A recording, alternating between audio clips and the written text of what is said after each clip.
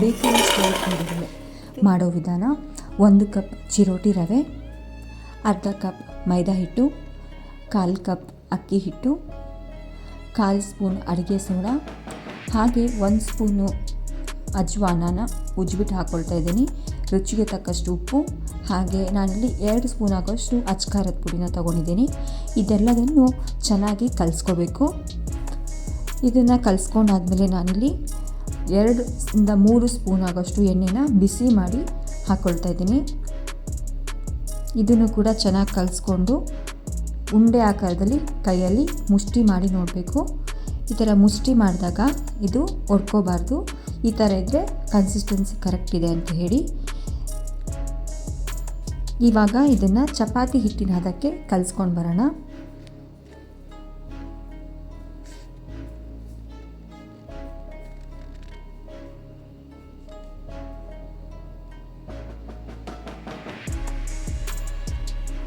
ತುಂಬ ಗಟ್ಟಿ ಕಲಿಸ್ಕೋಬೇಡಿ. ಚಪಾತಿ ಹಿಟ್ಟಿನ ಹದ ಏನಿದೆ ಆ ಥರ ಮೆಜರ್ಮೆಂಟಲ್ಲಿ ಕಲಿಸ್ಕೊಂಡ್ರೆ ಸಾಕಿದು.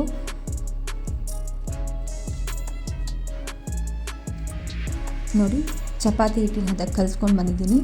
ಇವಾಗ ಇದನ್ನು ಚೆನ್ನಾಗಿ ನಾದ್ಕೋಬೇಕು.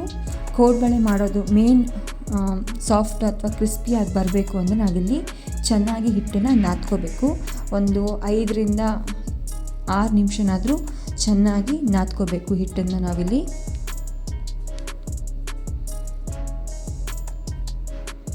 ಇವಾಗ ಇದನ್ನು ಉಂಡೆ ಖಾರ ಮಾಡಿಕೊಂಡು ಕೋಡ್ಬಳೆ ಸೈಜ್ಗೆ ಲಟ್ಸ್ಕೊಂಡು ಬರೋಣ.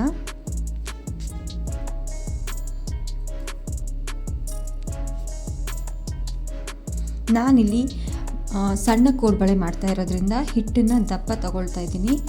ಇದು ಬೇಕ್ರಿಲಿ ಸಿಗೋವಂಥ ಸಣ್ಣ ಕೋಡ್ಬಳೆ ಥರ ಇರುತ್ತೆ. ಸೊ ನೀವು ಒಂದು ಸತಿ ಟ್ರೈ ಮಾಡಿ. ತುಂಬ ಅಂದರೆ ತುಂಬ ಟೇಸ್ಟಾಗಿರುತ್ತೆ. ತುಂಬ ತೆಳುವಾಗಿ ಲಟ್ಸ್ಕೋಬೇಡಿ. ನಾನಿಲ್ಲಿ ತೋರಿಸ್ತಾ ಇರೋ ಮೆಜರ್ಮೆಂಟಲ್ಲೇ ಲಟ್ಸ್ಕೊಳ್ಳಿ. ನೋಡಿ, ಒಂದೇ ಸೈಜಲ್ಲಿ ಬರಬೇಕು ಅಂದರೆ ಈ ಥರ ಕೈಗೆ ಸುತ್ತಕೊಂಡು ಈ ಥರ ಲಾಕ್ ಮಾಡ್ಕೊಳ್ಳಿ. ನಿಮಗೆ ಎಲ್ಲದೂ ಒಂದೇ ಸೈಜಲ್ಲಿ ಸಿಗುತ್ತೆ. ಮತ್ತು ತುಂಬ ಸಣ್ಣನೂ ಅಥವಾ ತೆಳುನೂ ಮಾಡೋಕ್ಕೆ ಹೋಗಬೇಡಿ. ಇದೇ ಮೆಜರ್ಮೆಂಟಲ್ಲಿ ಕಟ್ಕೊಳ್ಳಿ. ನೋಡಿ, ಈ ಥರ ಹೀಗೆ ಎಲ್ಲದನ್ನು ಒಂದು ಸೆಟ್ನ ನಾನು ಲಟ್ಸ್ಕೊಂಡು ಬರ್ತಾಯಿದ್ದೀನಿ.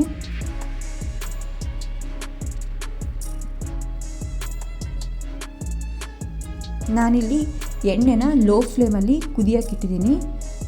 ಯಾವತ್ತೂ ಎಣ್ಣೆ ಕೋಡ್ಬಳೆ ಮಾಡುವಾಗ ಲೋ ಫ್ಲೇಮಲ್ಲೇ ಇರಬೇಕು. ಕಂಪ್ಲೀಟ್ ಕೋಡ್ಬಳೆ ಕರಿಯೋ ತನಕನೂ ಅದು ಲೋ ಫ್ಲೇಮಲ್ಲೇ ನೀವು ಕರಿಬೇಕು. ನೋಡಿ, ಈಗ ಒಂದೊಂದೇ ಕೋಡ್ಬಳೆ ಹಾಕ್ಕೊಂಡು ಇದು ಕಂಪ್ಲೀಟಾಗಿ ಈ ಬಬಲ್ಸ್ ಏನು ಕಾಣ್ತಾ ಇದೆ ಅದು ಫುಲ್ಲು ಆವಿ ಆಗೋ ತನಕ, ಫುಲ್ಲು ಟ್ರಾನ್ಸ್ಪರೆನ್ಸಿ ಆಗೋ ತನಕ ನಾನಿಲ್ಲಿ ಕಾಯಿಸ್ಕೊಳ್ತಾ ಇದ್ದೀನಿ. ನೋಡಿ, ಒಂದು ಸೆಟ್ ರೆಡಿ ಇದೆ. ಹೀಗೆ ಇನ್ನೊಂದು ಸೆಟ್ನ ಮಾಡ್ಕೊಂಡು ಬರ್ತೀನಿ ನಾನು. ನೋಡಿ, ಫೈನಲ್ ಆಗಿ ಬೇಕ್ರಿ ಸ್ಟೈಲಿನ ಮಿನಿ ಕೋಡ್ಬಳೆ ರೆಡಿಯಾಗಿದೆ. ನೋಡಿ ಎಷ್ಟು ಕ್ರಿಸ್ಪಿಯಾಗಿ ಬಂದಿದೆ ಅಂತ. ನೀವು ಒಮ್ಮೆ ಮನೇಲಿ ಟ್ರೈ ಮಾಡಿ ಹೇಗೆ ಬಂತು ಅಂತ ನಂಗೆ ತಿಳಿಸಿ. Thank you.